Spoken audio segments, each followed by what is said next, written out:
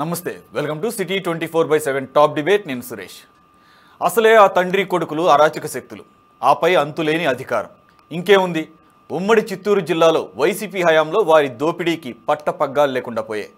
సహజ వనరుల్ని చెరబట్టారు, యథేచ్ఛగా దోచేశారు, ప్రైవేటు వ్యక్తుల భూములను కబ్జా చేశారు.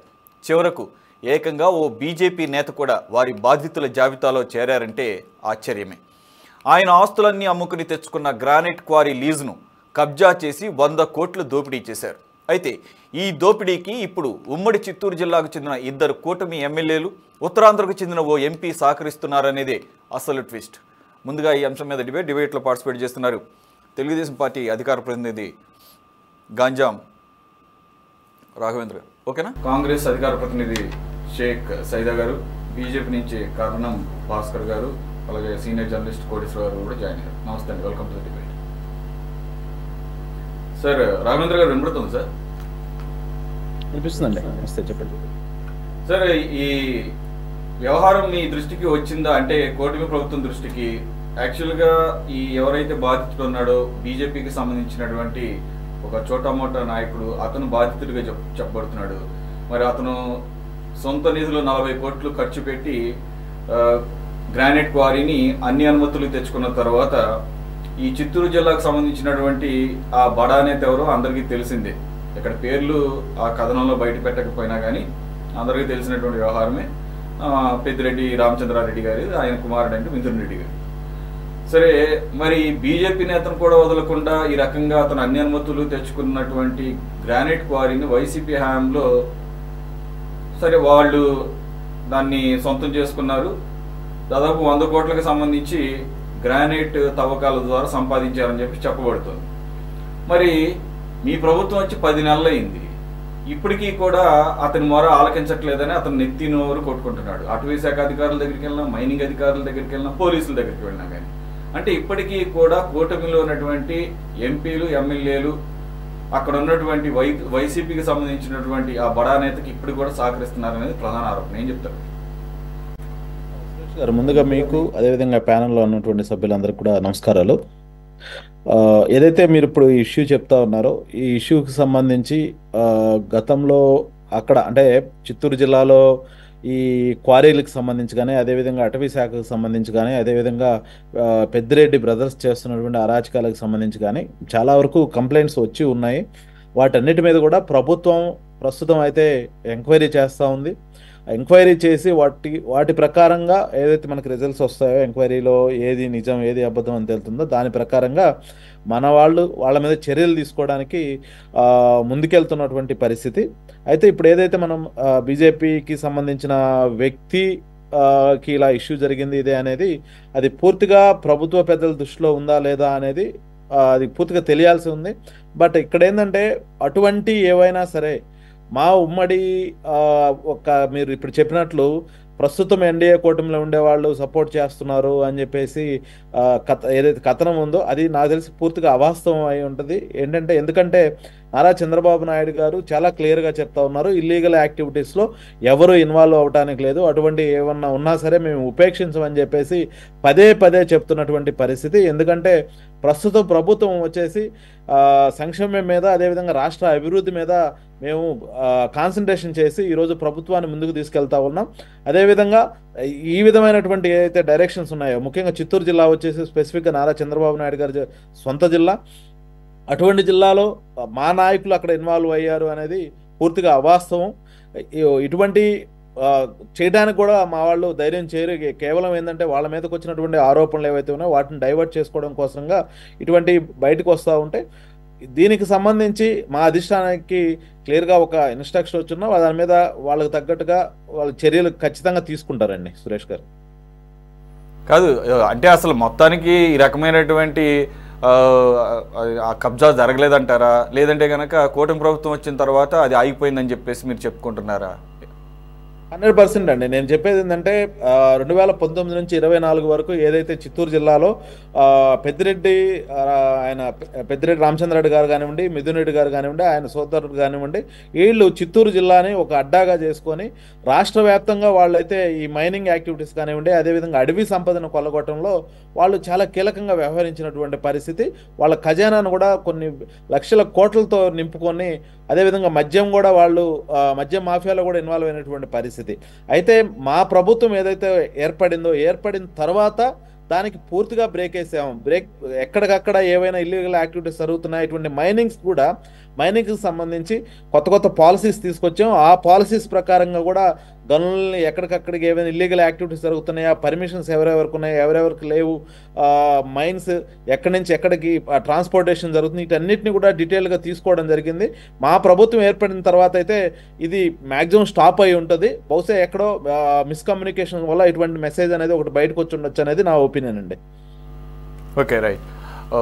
కోటేశ్వర గారు, మరి తెలుగుదేశం పార్టీ వాళ్ళు అయితే కనుక లేదు, మా ప్రభుత్వం వచ్చిన తర్వాత అటువంటి జరగడానికి అవకాశం లేదు, మా ప్రజాప్రతినిధులు ఇటువంటి వాటిని ప్రోత్సహించాలని చెప్పేసి ఆయన సర్టిఫికేట్ ఇచ్చుకున్నారు. అది సహజంగా వాళ్ళు ఇచ్చుకున్నారు. కాకపోతే ఇక్కడ క్లియర్గా ఈరోజు వార్తాపత్రికలో వచ్చినటువంటి కథనం ప్రకారంగా సెప్టెంబర్ వరకు గనుల యొక్క పర్మిట్స్ని సస్పెన్షన్లో పెట్టినా కూడా పాత పర్మిట్ని జిరాక్స్ తీసి పాత డేట్లతో ఈ కూటమి ప్రభుత్వం వచ్చిన తర్వాత కూడా దట్ సోకాల్డ్ ఎవరైతే ఆ బీజేపీ నాయకుడు 2008 నుంచి అటవీ పరిమితులు లేదంటే పర్యావరణ పరిమితులు అన్నీ కూడా తెచ్చుకుని 2008 నుంచి మైనింగ్ చేసుకుంటున్న దాన్ని వైసీపీ ప్రభుత్వం వచ్చిన తర్వాత ఎవరైతే ఈ చెప్పబడుతున్నటువంటి ఈ వైసీపీ పెద్ద మనుషులు లేదంటే కనుక తండ్రి కొడుకులు ఇద్దరు కూడా వారు దాన్ని వశపరుచుకున్నారని చెప్పేసి అతనికి నయా పైసా ఇవ్వకుండా అని చెప్పేసి వచ్చినటువంటి ఆరోపణల నేపథ్యంలో కూటమి ప్రభుత్వం వచ్చిన తర్వాత కూడా ఈ రకంగా పర్మిట్స్ని కలర్ జిరాక్స్ తీసి అలాగే ఓల్డ్ డేట్స్ వేసి తమిళనాడుకి సంబంధించినటువంటి 3 పాలిషింగ్ కంపెనీలు కృష్ణగిరికి పంపించిన సందర్భంలో ఇతను నెత్తినూరు కొట్టుకుంటూ అయ్యా బాబు ఇప్పటికైనా ఇది నాకు సంబంధించినటువంటి గ్రానైట్ క్వారీకి సంబంధించి ఆ లైసెన్స్ని మళ్ళీ నాకు ఇప్పించండి అని చెప్పేసి కంప్లైంట్ చేసినా కానీ అప్పటి వరకు పట్టించుకున్నటువంటి పోలీసులు మరి ఇప్పుడు తప్పక వెళ్ళి సర్వే చేయటం ద్వారా ఇప్పుడు ఈ కథనం బయటకు వచ్చింది అంటున్నారు. మరి తెలుగుదేశం పార్టీ ప్రతినిధులేమో ఇదంతా కూడా జరిగే అవకాశం లేదంటున్నారు. ఎలా చూడాలి సార్?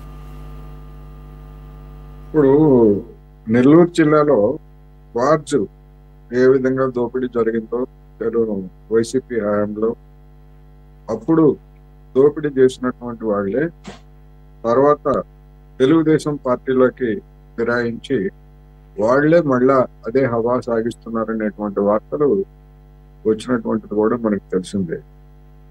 మరి దాని గురించి ఏమీ పట్టించుకున్నటువంటి పెద్దలు మరి దీని గురించి ఏం చెప్తారు, ఇది నిజమేనా కాదా అనేటువంటిది ఒకటి చూడాలి. ఎందుకంటే మీడియాలో వచ్చినటువంటి వార్తలను బట్టి ఆ వార్త సరైందే అని మనం అనుకోవడానికి లేదు. దాని మీద ప్రభుత్వం వివరణ ఇవ్వాలి. దాని బాధితుడు బీజేపీకి చెందినటువంటి వ్యక్తి అంటున్నారు కనుక మరి భాస్కర్ గారికి ఏమన్నా ఆ వివరాలు తెలుసుంటే ఆయన దాన్ని సాధికారికంగా ఆయనకి తెలుసుంటేనే లేదా ఆయనకి అభ్యంతరం లేకపోతేనే ఆయన చెప్తే మనం తెలుసుకోవాలి తప్ప, ఎందుకంటే పత్రికల్లో వార్తలు వచ్చినటువంటి దాన్ని బట్టి మనం కామెంట్ చేయలేము. ఆ వచ్చినటువంటి వార్తలు వాస్తవమా కాదా ఏమిటి అనేటువంటిది చెప్పాల్సింది తెలుగుదేశం పార్టీ అధికార ప్రతినిధులు కాదు, రాష్ట్ర ప్రభుత్వమే దాని మీద ఒక వివరణ ఇవ్వాలి అనేది నా అభిప్రాయం. మరి అటువంటి వివరణ ఏమి వచ్చినట్టయితే లేదు. ఇదే విధమైనటువంటి ఫిర్యాదులు లేదా ఇదే విధమైనటువంటి ఆరోపణలు పార్టీ మారిన తర్వాత మళ్ళా అదే సోమిరెడ్డి చంద్రమోహన్ రెడ్డి గారు నెత్తి నోరు మొత్తుకొని వాళ్ళ మీద చేసినటువంటి ఆరోపణలు కావచ్చు లేదా ధర్నాలు కావచ్చు, ఇవన్నీ కూడా అందరికీ తెలిసినటువంటి సత్యాలు. మరి ఇప్పుడు ఆ సోమిరెడ్డి చంద్రమోహన్ రెడ్డి గారు మౌనంగా ఉన్నారు, మరి ఆ తెలుగుదేశం పెద్దలు మౌనంగా ఉన్నారు. అప్పుడు క్వార్జని కొల్లగొట్టినటువంటి వాళ్ళు ఇప్పుడు కూడా యథేచ్ఛగా అదే పని చేస్తున్నారు అనేటువంటి వార్తలు కూడా వచ్చాయి. అందులో నిజానిజాలు ఎంత ఏమిటి అనేటువంటిది స్పష్టంగా ప్రభుత్వం చెబితే తప్ప ఏం నిర్దిష్టంగా ఏ చర్యలు తీసుకుంది లేదా ఆ అన్యాయం జరిగిందని చెప్తున్నటువంటి ఆ చిన్న కార్యకర్త మరి 40 కోట్ల రూపాయల ఆ చిన్న కార్యకర్తకి పెట్టుబడి ఎక్కడి నుంచి వచ్చిందో అది ఒక విచిత్రమైనటువంటి అంశం. 40 కోట్ల రూపాయలు పెట్టుబడిగా పెట్టగలిగినటువంటి వాళ్ళు బీజేపీలో కానీ ఏ పార్టీలో అయినా చిన్న కార్యకర్తలు అయితే కాదు. డెఫినెట్ గా వాళ్ళ వెనకాల ఎవరన్నా ఉండాలి, లేదా బినామీగా అయి ఉండాలి. అందుకని భాస్కర్ గారు దాని మీద ఏమైనా వివరణ ఇస్తే బాగుంటుంది అనేది నాకు. సార్ భాస్కర్ గారు, దాదాపుగా 18 ఎకరాల తన సొంత ఆస్తిని అమ్మి 40 కోట్ల రూపాయలుగా ఖర్చు పెట్టి ఢిల్లీలో ఉన్నటువంటి అటవీ శాఖ అలాగే పర్యావరణ శాఖల చుట్టూతో తిరిగి అంత ఈజీగా రావు. యాక్చువల్గా క్వారీలకు సంబంధించినటువంటి పర్మిషన్లు ఓవర్ నైట్ రావు, కొన్ని సంవత్సరాలు పడుతుంది. అంటే 2008లో వచ్చిందంటే ఆయన అంతకుముందు ఎన్ని సంవత్సరాల నుంచి తిరుగుతున్నారో అర్థం చేసుకోవాలి. కాబట్టి ఆ పర్మిషన్లు తెచ్చుకుని ఆయన ఇన్నాళ్ళు ఆ క్వారీని నడుపుతున్నటువంటి వ్యక్తిని మరి 2019లో వైసీపీ గవర్నమెంట్ వచ్చిన తర్వాత ఆయన్ని పిలిపించి బెదిరించి మాకు హస్తగతం చేయకపోతే కనుక మీకు నోటీసులు ఇస్తాము, డిమాండ్ నోటీసులు ఇస్తాము, అవి కూడా 100 కోట్ల విలువ చేసే డిమాండ్ నోటీసులు ఇస్తాము, పర్మిషన్స్ రద్దు చేపిస్తాము, పైన మీ వైసీపీ గవర్నమెంట్ అధికారికంగా బీజేపీ ప్రభుత్వంలో కానీ లేదా ఎన్డీఏలో లేకపోయినా మీకును వైసీపీ జగన్మోహన్ రెడ్డి గారికి ఉన్న అవినాభావ సంబంధం బ్యాక్ డోర్లో అందరికీ తెలిసిందే, కాదనలేని సత్యం, మీరు కూడా కాదని లేరు. ఒకవేళ ఏమన్నా స్క్రీన్ మీద అన్నా కానీ మీకు తెలుసు అసలు ఏం జరుగుతుంది అనేది. సరే ఇప్పుడంటే కాదనొచ్చు, కానీ గత వైసీపీ ప్రభుత్వ హయాంలో ఆ రకమైన పొలిటికల్ అలయన్స్ ఇండైరెక్ట్గా ఉంది. సో మరి దాన్ని అడ్డం పెట్టుకొని మరి మిథున్ రెడ్డి గారు అప్పటికి ఎంపీగా ఉన్నాడు, మరి ఆ రకంగా ఆయనకు ఉన్నటువంటి ఢిల్లీ కాంటాక్ట్స్ ద్వారా మరి బెదిరించారేమో తెలియదు. ఇంకోటి ఆ ఫ్యామిలీకి అక్కడ ఉన్నటువంటి పట్టు తెలియని విషయం కాదు. మరి ఏకంగా బీజేపీ అధికారంలో ఉన్నటువంటి సెంట్రల్లో అధికారంలో ఉన్నటువంటి బీజేపీ నేతనే చోటా మోటా నేతలు నిజంగానే 40 కోట్ల రూపాయలు అది 2008 నుంచే గ్రానైట్ క్వారీ నడుపుతున్నారంటే నిజంగానే కోటేశ్వర గారు అన్నట్లు ఆయన ఒక ప్రముఖ వ్యక్తి అయ్యి ఉండొచ్చు. మరి మీకు అని తెలిస్తే చెప్పండి. బట్ ఓవరాల్గా ఎవరైనా కానీ మాకు అనవసరం, బీజేపీ అవ్వచ్చు, టీడీపీ అవ్వచ్చు, ఎవడైనా కానీ మాకు కావాలంటే కావాలి అన్న రీతిలో గత ప్రభుత్వ హయాంలో జరిగినాయి అన్నదానికి ఒక మరొక ఉదాహరణ. మరి అతను కూటమి ప్రభుత్వం వచ్చి 10 సంవత్సరాలు అయింది. ఇప్పుడు ఉన్నదేమో మీకు మీ ప్రభుత్వం అక్కడ సెంట్రల్లోను స్టేట్లోను, అయినా కూడా ఇప్పటికీ అతను ఇచ్చినటువంటి కంప్లైంట్స్ ఏ శాఖ కూడా, పోలీసులు పక్కన పెడితే అటవీ శాఖ లేదు, మైనింగ్ శాఖ లేదు. ఇంకా మాట్లాడితే ఇక్కడ ఒకటి క్లాసిక్ రిజంబ్లెన్స్ ఒకటి చూడాలి. పెద్దిరెడ్డి రామచంద్రారెడ్డి గారు గత వైసీపీ ప్రభుత్వ హయాంలో గనుల శాఖ కింద చూశారు. మరి ఆ గనుల శాఖ కింద ఇది కూడా ఉంటుంది. దాని నుంచి అంటే మా నాన్నగారి శాఖ ద్వారా నీకు డిమాండ్ నోటీసులు ఇస్తామంటే ఇక ఎవడైనా చేయగలిగింది ఏముంది? అందులో 100 కోట్లు ఇవ్వాలి, పర్మిషన్లు క్యాన్సిల్ చేస్తారంటే రూపాయి కూడా ఇవ్వకుండా ఇచ్చారని చెప్పేసి చెబుతున్నారు.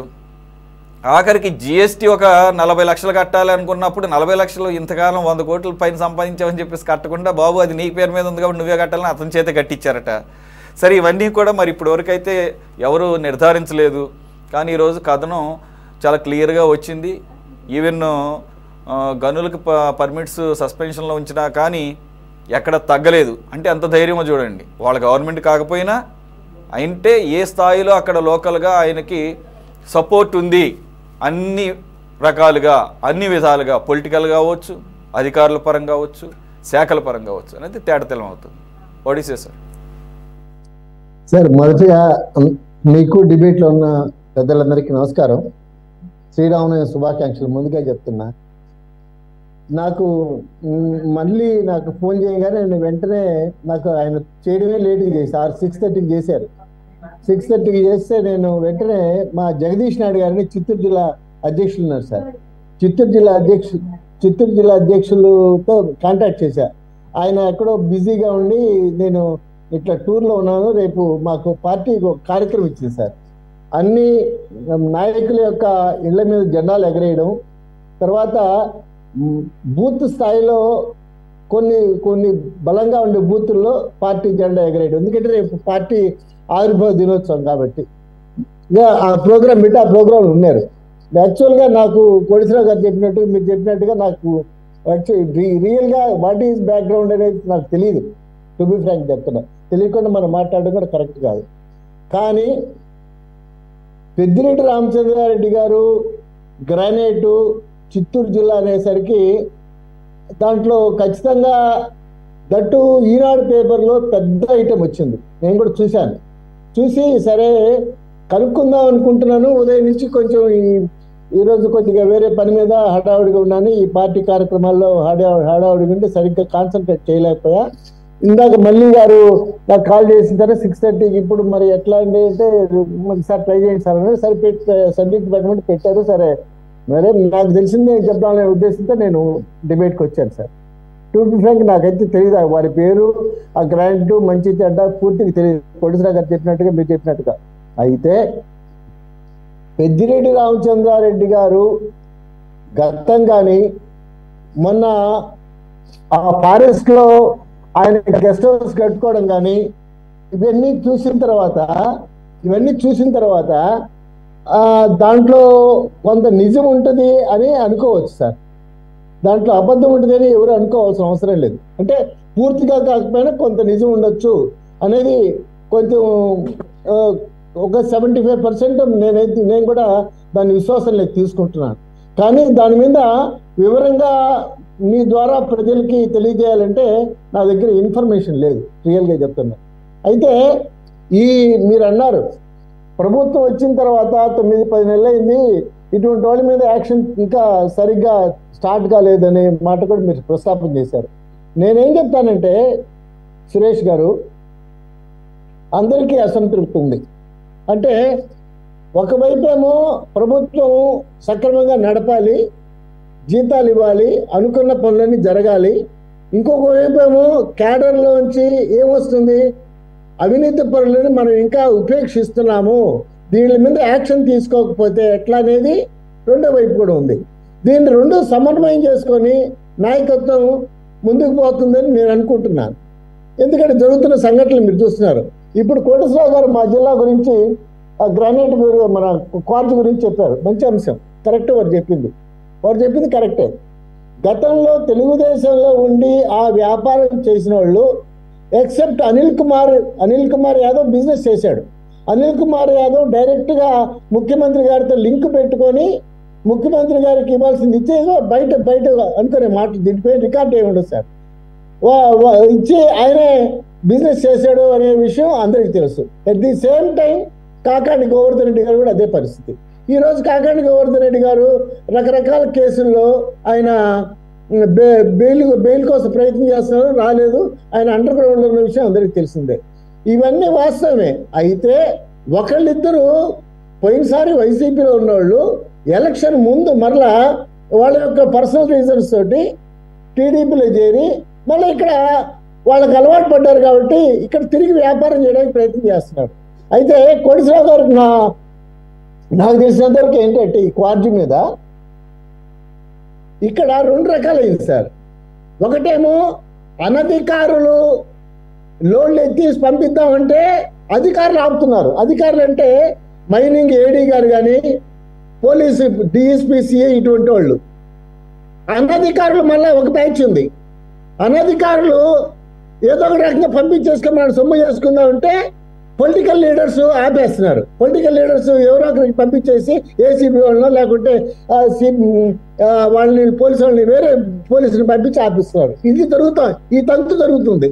అయితే దీంట్లో భాగంగా కేంద్ర ప్రభుత్వం ఒక చట్టం చేసింది, మీకు కూడా తెలిసే ఉంటుంది. కేంద్ర ప్రభుత్వం పర్మిషన్ లేనిది ఎక్కడ ఆ క్వార్జీ ఎత్తడానికి లేదు అనేది ఒక చట్టం తీసుకొచ్చారు.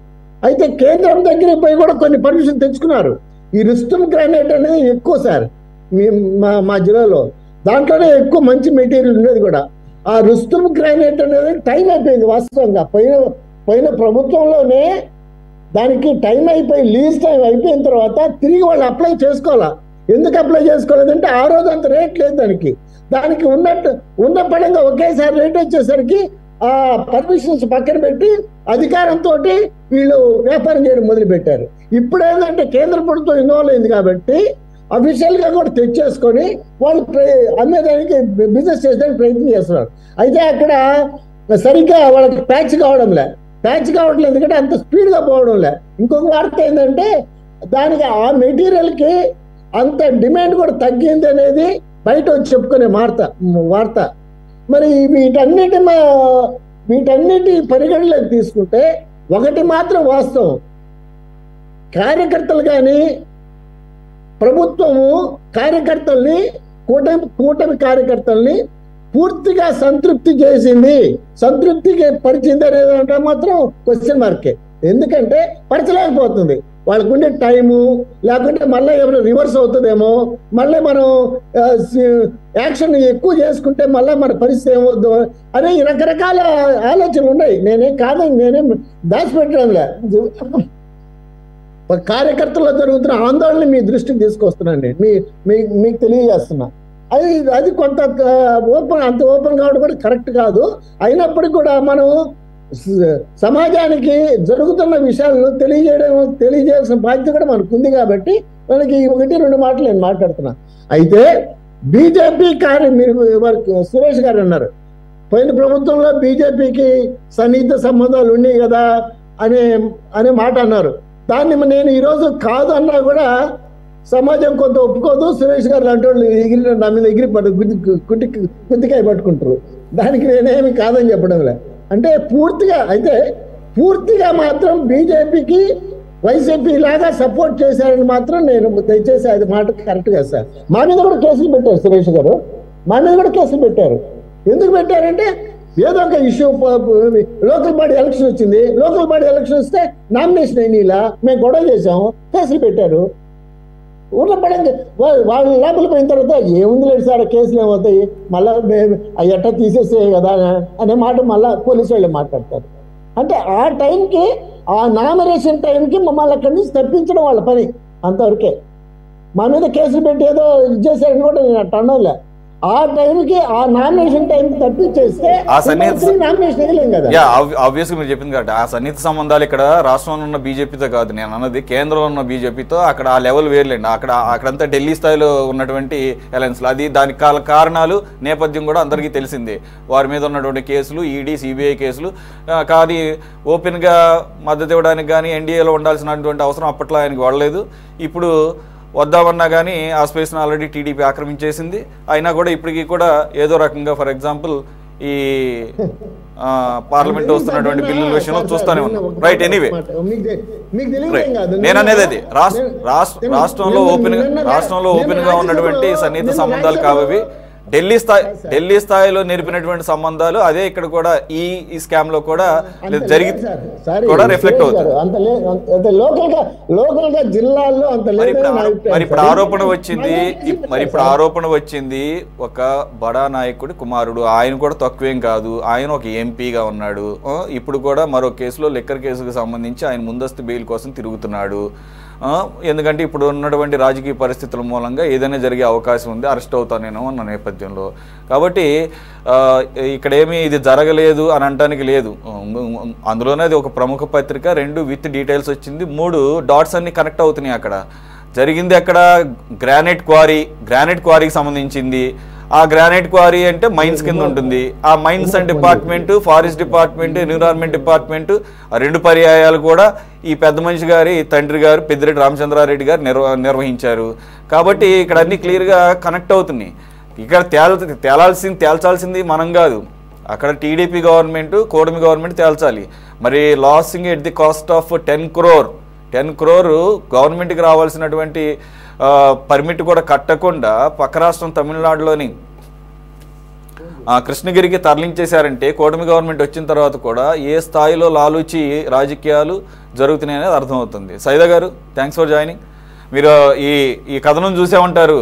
కాబట్టి ఏ గవర్నమెంట్ ఉన్నా కానీ మాకు సంబంధం లేదు, సహజ వనరుల దోపిడీకి కానీ లేదంటే కనుక ఈ దందాలకు కానీ మేము ఎవరున్నా కానీ మేనేజ్ చేసుకోగలం అనేది తేటతెల్లం అయిపోయింది క్లియర్గా. ఇక్కడ అసలు మిగిలిన గనులకి మైనింగ్కి సెప్టెంబర్ వరకు కూటమి గవర్నమెంట్ వచ్చి అబియన్స్లో పెడితే, అంటే సస్పెన్షన్లో పెడితే ఎటువంటి తవ్వకాలు జరపకూడదని ఆ టైంలో కూడా తవ్వకాలు జరుపుకుని పర్మిట్స్ని కలర్ జిరాక్స్లు తీసి కూటమి గవర్నమెంట్ రాకముందు పాత డేట్లు వేసుకొని మరి పక్క రాష్ట్రాలకు తరలిస్తూ 10 కోట్ల రూపాయలు ఎక్స్చెక్కర్కి లాస్ తీసుకొచ్చిన ఈ కూటమి గవర్నమెంట్ అసలు అంత సహనంతో లేదంటే అంత ఏమీ జరగనట్టుగా నటిస్తుంది అని అంటే మరి ఏ స్థాయిలో వీళ్ళు కుమ్మక్కైపోయారనేది క్లియర్గా అర్థమవుతుంది. ఇక్కడ నెక్సెస్ ఇది మనం చెప్తుంది కాదు, నేను చెప్తున్నది కాదు, ఆ కథనం చెప్తున్నటువంటి అక్కడ ఉన్నటువంటి చిత్తూరు జిల్లాలో లోకల్గా ఉన్నటువంటి ఒక కూటమికి సంబంధించిన 2 ఎమ్మెల్యేలు,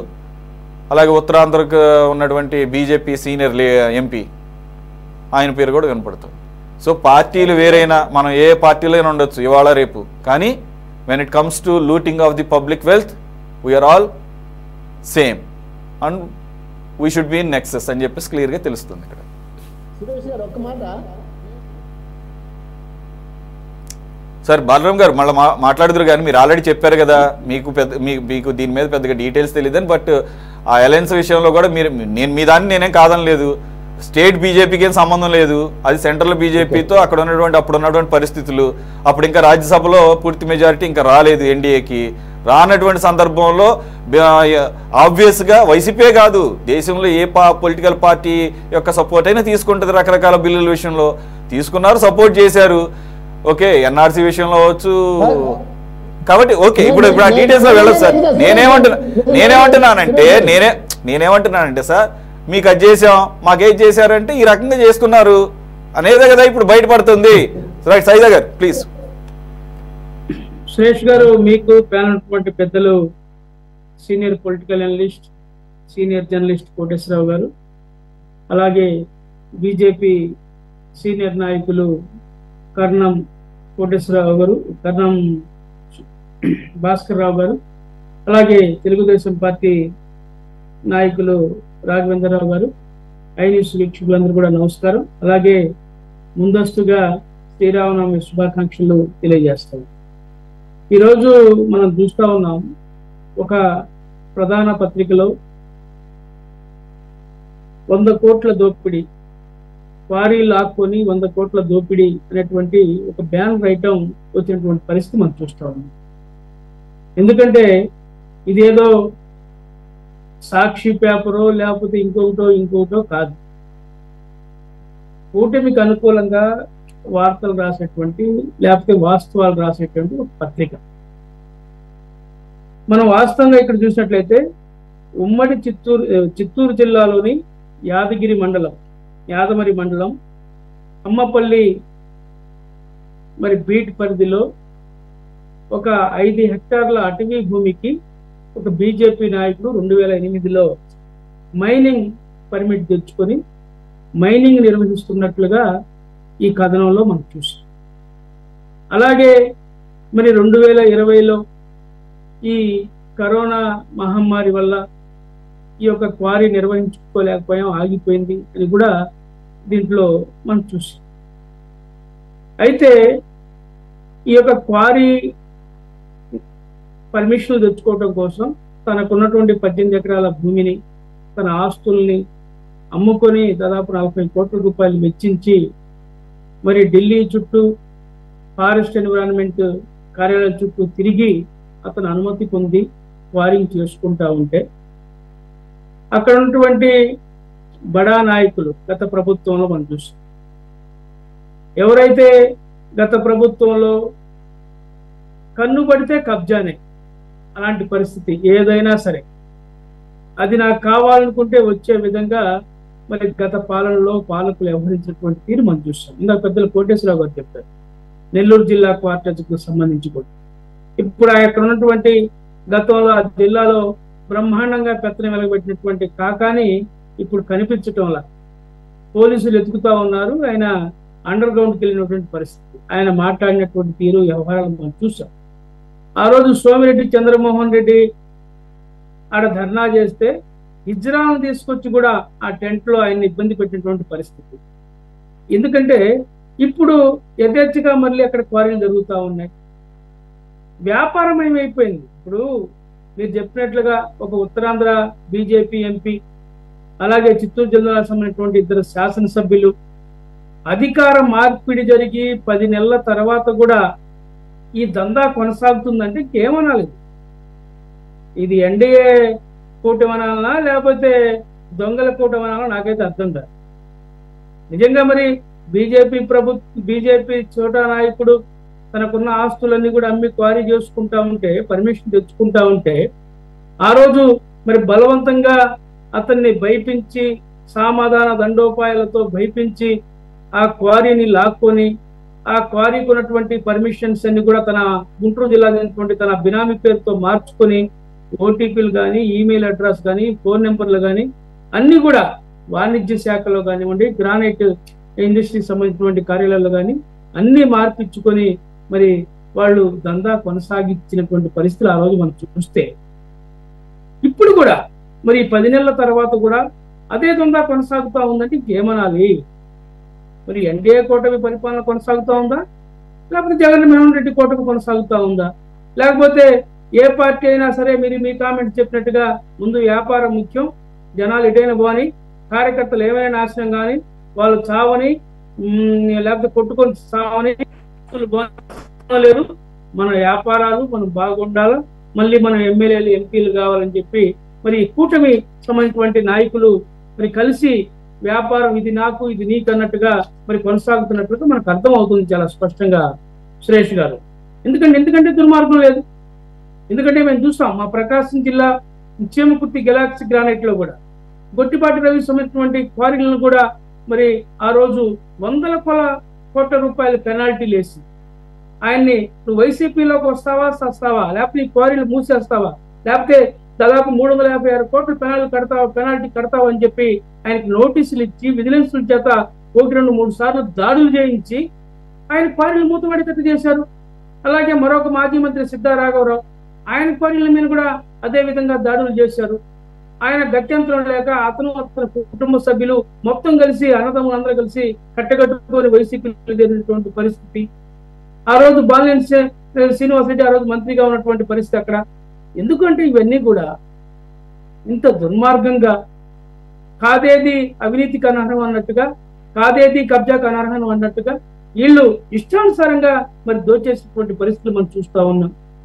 ఎందుకంటే ఈరోజు మనం అనుకున్నట్లుగా, ఎందుకంటే ఆ పత్రికలో వచ్చినటువంటి కథనం చూసిన తర్వాత ఇంకా మరి ఈ 10 నెలల కాలంలో అధికారులు ఒక విచిత్రమైన విషయం ఏంటంటే, ఇతను కంప్లైంట్ ఇస్తే ఎవరైతే బీజేపీ స్థానిక నాయకుడు ఉన్నాడో, క్వారీ యజమాని ఉన్నాడో, అతను కంప్లైంట్ ఇస్తే అగ్నెస్ట్ గా పోలీసు వాళ్ళని మీద కేసు పెడతామని చెప్పి భయపించిన పరిస్థితి.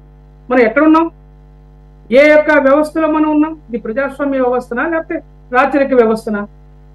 ఎందుకంటే దుర్మార్గం. ఇంకా మీరు కామెంట్ చెప్పినట్టుగా ఎప్పుడో సెప్టెంబర్లోనే పర్మిట్లు ఆపేస్తే పాత డేట్స్ తోటి మరి కలర్ జెరాక్స్ తీసుకొని మరి తమిళనాడులోని తిరుమలగిరికి మరి ఈరోజు ఈ యొక్క కృష్ణగిరికి మరి ఇవన్నీ బ్లాక్స్ అన్ని కూడా ఎత్తున్నారంటే, గ్రానైట్ బ్లాక్స్ అన్ని కూడా మరి పాలిషింగ్ యూనిట్లకు 3 పాలిషింగ్ యూనిట్లకి ఇక్కడి నుంచి తరలిస్తున్నారంటే ఏమనాలి?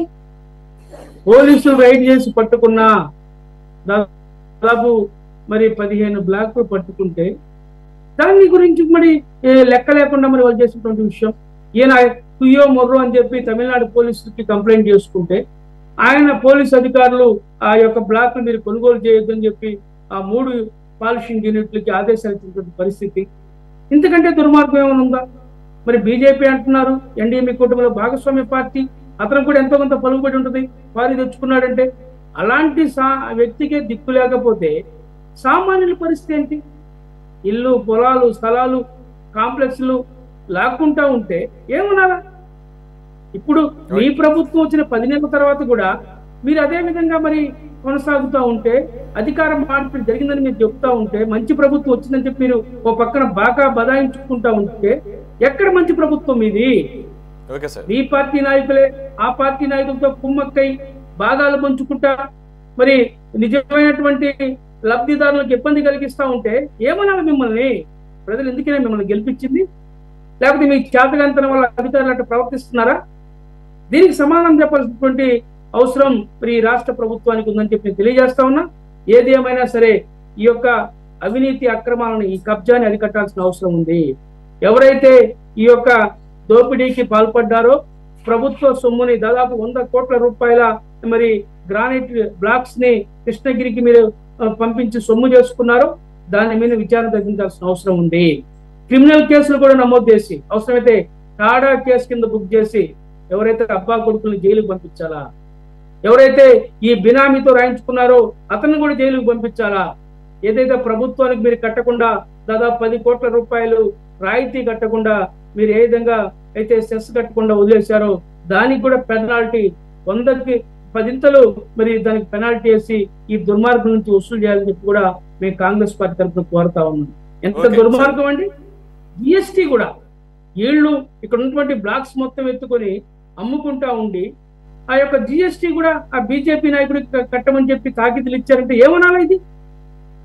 రాఘవేంద్ర గారు క్లియర్ గా ఇక్కడ మీ అలసత్వం క్లియర్ గా కనపడుతుంది. అక్కడ అందులోనూ పెద్దిరెడ్డి రామచంద్రారెడ్డి గారు అనేసరికి ఆయన మీద ముందు నుంచి కూడా ఎన్ని ఆరోపణలు వచ్చినాయి ఇప్పటి వరకు. ఒక్కటి, ఇప్పుడు ఆయన ఒక ప్యాలెస్ కట్టుకున్నాడు అడవి మధ్యలో అని చెప్పేసి కొన్ని ఎకరాల అటవీ భూముల్ని ఆక్రమించాడు అన్నాడు. దాని మీద ఏమైందో ఇప్పటి వరకు దాని మీద ముందుకు వెళ్ళలేదు. రెండు ఇటువంటి అలాగే ఆయన చేసినటువంటి అక్రమాలు ఇన్ని కాదని చెప్పేసి ఆయన మీద ఉన్నటువంటి కేసు 4-5 రోజుల పాటు రెవెన్యూకి సంబంధించినటువంటి కంప్లైంట్స్ తీసుకున్నారు. దాంట్లో ఎక్కువ పెద్దిరెడ్డి గారి మీదే వచ్చినటువంటి ఆరోపణలు అవేమైనాయో అతిగతి లేదు. ఆఖరికి అలాగే అక్కడ కొన్ని దస్త్రాలు తగలబడిపోయినాయి రెవెన్యూ ఆఫీస్లో, దానికి సంబంధించి ఏమైందో అతిగతి లేదు. ఇది కొత్తగా ఇదైతే మరీ అరాచకం. ఎవరైతే సఫరర్ ఉన్నాడో, ఎవరైతే విక్టిమ్ ఉన్నాడో ఆయన ఆంధ్రప్రదేశ్లో ఉంటూ నష్టపోయింది ఆ చిత్తూరు జిల్లా ఆంధ్రప్రదేశ్కి సంబంధించి అయితే అక్కడ ఎవరు తన గోడు వినట్లేదని తమిళనాడు పోలీసులకి గోడు వెళ్ళబోసుకుంటే అప్పుడు అక్కడ ఉన్నటువంటి పాలిషింగ్ కంపెనీలని ఆ సోకాల్డ్ ఆల్రెడీ ట్రాన్స్పోర్ట్ అయినటువంటి వాటిని కొనవద్దని పోలీసులు ఆర్డర్ చేస్తే ఆగిపోయినటువంటి పరిస్థితుల్లో ఇప్పుడు ఈ కథనం బయటకు వచ్చింది. కాబట్టి it shows your incompetence and seriousness లేకపోవడం క్లియర్గా తెలుస్తుంది. ఇక్కడ మీరు పెద్ద పెద్ద పదాలు వాడుతున్నారు. పెద్ద పదాలేం కాదు, పెద్ద జరిగినప్పుడు పెద్దిరెడ్డి లాంటి వాటి పెద్దలు చేస్తున్నప్పుడు పెద్ద మాటలే మాట్లాడాల్సి వస్తుంది. ఓపిక నేను అనేది ఇప్పుడు మా సైదాన్న బాగా ఆక్రోశం వ్యక్తం చేశారు. అంటే ఆక్రోశం ఏంటి సార్? అక్కడ గవర్నమెంట్ మీది, గవర్నమెంట్ ఎక్స్చెక్కర్ కి రావాల్సిన 10 కోట్లు ఇప్పుడు గత 5 సంవత్సరాల్లో అతను వ్యక్తిగతంగా నష్టపోయాడంటే ఒక ఎత్తు. 10 నెలల కూటమి గవర్నమెంట్ లో 10 కోట్ల రూపాయలు పర్మిట్ 10 కోట్ల రూపాయల ధనాన్ని కూడా ఎక్స్చెక్కర్ కి లాస్ చేశారంటే అది మీరు సమాధానం చెప్పాలి. దానికే సమాధానం చెప్తున్నాను. ఇప్పుడు నేను అనేది ఏంటంటే ఫస్ట్ ఆఫ్ ఆల్ ఒక మీడియాలో వచ్చిన కథనాన్ని పట్టుకొని రకరకాలుగా స్టోరీలు అల్లుకొని ఇప్పుడు ఏంటా మీడియా కథనం? అదేమన్నా యూట్యూబ్ ఛానలా లేదంటే గనక కోటేశ్వరరావు గారు దీనికి సంబంధించి ఆల్రెడీ చెప్పారు. మీడియాలో వచ్చిన కథనం దీనికి సంబంధించి నిజాలు తేల్చాల్సిన అవసరం ఉంది. ఇప్పుడు వరకు సైదన్న ఒక్క నిమిషం మీరు మాట్లాడేటప్పుడు ఏమనలేదు. సైదా గారు ఒక్క నిమిషం ఇదే మాట మాట్లాడేది కాదు, ఇదే మాట మాట్లాడేది. ఇప్పుడు మీకు నేను అనేది ఏంటంటే ఇప్పుడు ఆ బీజేపీ లీడర్ ఎవరో మీకు ఐడియా ఉన్నారా? ఆ బీజేపీ మీరు మాట్లాడుతున్నారు కదా, నేను ఒకటి అడుగుతాను, చెప్పండి. ఆ బీజేపీ లీడర్ మీకు తెలుసా? బీజేపీ లీడర్ మాట్లాడారా మీరు? ఆ బీజేపీ లీడర్ పేరు ఏదైనా బయటకు వచ్చిందా? ఇప్పుడు ఆ బీజేపీ నిమిషం ఆ బీజేపీ లీడరు నేను ఇప్పుడు బయటకు వచ్చింది. ఆ బీజేపీ లీడర్ ఎవరైతే ఉన్నారో ఆయన అసలు ఎవరికి కంప్లైంట్ ఇచ్చారు, ఎవరెవరిని కలిశారు, ఏ రోజన్నా బయటకు వచ్చాయా? ఇప్పుడు మీడియాలు ఉన్నాయి, ఏ రోజైనా తనకు జరిగిన అన్యాయాన్ని బయటకు చెప్పాడా? ఇక్కడ జరిగిందా లేదా తేల్చాల్సిన ప్రభుత్వము, ఆ పనిలో ప్రభుత్వం ముందుకెళ్తుంది. తమిళనాడు పోలీసులు ఎంక్వైరీ చేసిన ఆంధ్ర పోలీస్ డిపార్ట్మెంట్ పేరు మళ్ళీ మీరు మాట్లాడుతున్నారు. మాట్లాడతారు మీరు ఇప్పుడు ఇదేదో అనామక మీడియా సంస్థలో వచ్చినటువంటి కథనం కాదు. కూటమి ప్రభుత్వానికి అనుకూలంగా ఉండేటటువంటి ఒక రిపీటెడ్ సంస్థ ఈనాడులో వచ్చినటువంటి కథనం. ఈనాడుకు ఒక క్రెడిబిలిటీ ఉంది. వాళ్ళు బేసిక్ గా ఆల్ ఫ్యాక్ట్స్ మొత్తం ఫ్యాక్ట్స్ చెక్ చేసిన తర్వాత కథనం ముందు పెడతారు. రెండో పాయింట్ పక్కన పెడదాం కాసేపు. ఓకే, ఇది పక్కన పెట్టండి. పెద్దిరెడ్డి రామచంద్రారెడ్డి మిథున్ రెడ్డికి సంబంధించినటువంటి ఏ అంశం మీద కూడా ఈ కూటమి ప్రభుత్వం ఏమి చేయలేని చేతగానటువంటి ప్రభుత్వంగా మిగిలిందని నేనంటాం కాదు. కూటమికి సంబంధించిన కార్యకర్తలు, ముఖ్యంగా తెలుగుదేశం కార్యకర్తలు మిమ్మల్ని దుమ్మెత్తిపోస్తున్నారు. అది చూసుకోండి. చెప్తానండి, దుమ్మెచ్చిపోయట్లేదు ఏం లేదు. అది మీరు బయట చేరి ఇప్పుడు కాంగ్రెస్ వాళ్ళ లేకపోతే వైకాపా వాళ్ళ మేమంటాం కాదండి బాబు, వెళ్ళి సోషల్ మీడియాలో చూడండి. నేను చెప్పేది ఏంటంటే ఇప్పుడు పెద్దిరెడ్డి రామచంద్రారెడ్డి గారిది ఏదైతే ఇష్యూ జరుగుతూ ఉందో, మొన్న అడవిలో ఏదైతే ఫారెస్ట్ లో ఆయన కట్టుకున్నటువంటి ప్యాలెస్ కానివ్వండి, అదేవిధంగా ఆయన కొడుకు ఏదైతే మద్యం కేసుకు సంబంధించి కానివ్వండి, ఈ రోజు ఏదైతే ఈ కొత్త ఇష్యూ ఏదైతే బయటకు వచ్చిందో, వీటన్నిటిని కూడా ప్రభుత్వం సీరియస్గా తీసుకొని ముందుకెళ్తా ఉంది. మీరు వెళ్ళట్లేదని మీరు ఎందుకు అనుకున్నారు? ఇందాక నెల్లూరు క్వార్జ్ విషయం మాట్లాడారు. నెల్లూరు క్వార్జ్ విషయం సోమిరెడ్డి చంద్రమోహన్ రెడ్డి గారు ఫైట్ చేశారు, అదేవిధంగా జిల్లాల వ్యక్తులు ఫైట్ చేసిన విషయం వాస్తవం. ఆ పార్టీ ఆ రోజు చేసిన వాళ్ళు టీడీపీలో చేరారు, తర్వాత న్యూస్ పేపర్లో వచ్చింది. దానికి మీద యాక్షన్ ఏం తీసుకోలేదని చెప్పేసి ఎట్లా మాట్లాడతారు? యాక్షన్ తీసుకోలేదని మీకు తెలుసా? యాక్షన్ దాని మీద 100% జరిగింది. ఆ రోజు ఎవరైతే ఇన్వాల్వ్ అవుతున్నా వాళ్ళని స్టాప్ చేయడం జరిగింది కూడా.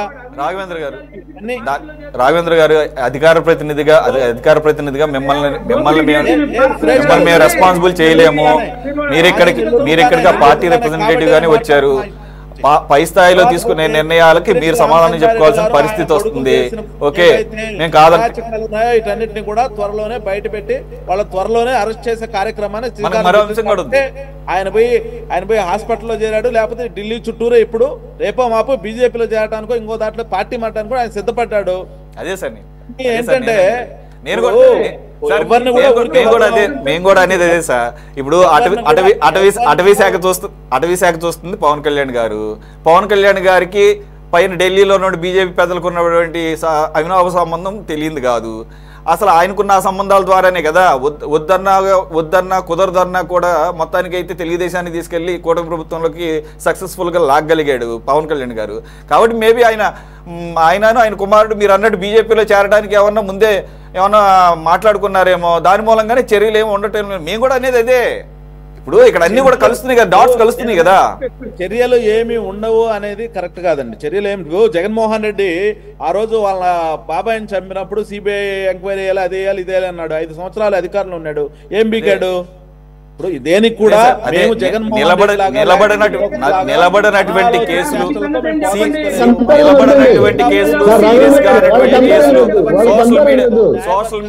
సోషల్ మీడియాలో బూతులు మాట్లాడారని, లేదంటే గనక కూటమి నాయకుల్ని దుమ్మెత్తిపోశారని చెప్పేసి ఆ కేసులకు మీరు ఇస్తున్నటువంటి ప్రాధాన్యత ఇటువంటి తిమింగలాలకు సంబంధించినటువంటి కేసులకు ఎటువంటి ప్రాధాన్యత ఇస్తున్నారనేది తేటతెల్లమవుతుంది. మేబీ పెద్దిరెడ్డి గారు పాపం చంద్రబాబు నాయుడు గారు కలిసి చదువుకున్న రోజులు కూడా ఆయన గుర్తుపెట్టుకున్నారేమో. చంద్రబాబు నాయుడు గారు కొద్దిగా సాఫ్ట్గా ఉంటారు కదా, మరి అవి కూడా ఏమన్నా ఉన్నాయేమో. అయితే అదొకటే కాదు, మన వంశంలో కూడా వెళుతున్నాము. మీకు ఏ రకమైనటువంటి సీరియస్నెస్ ఉందనేది.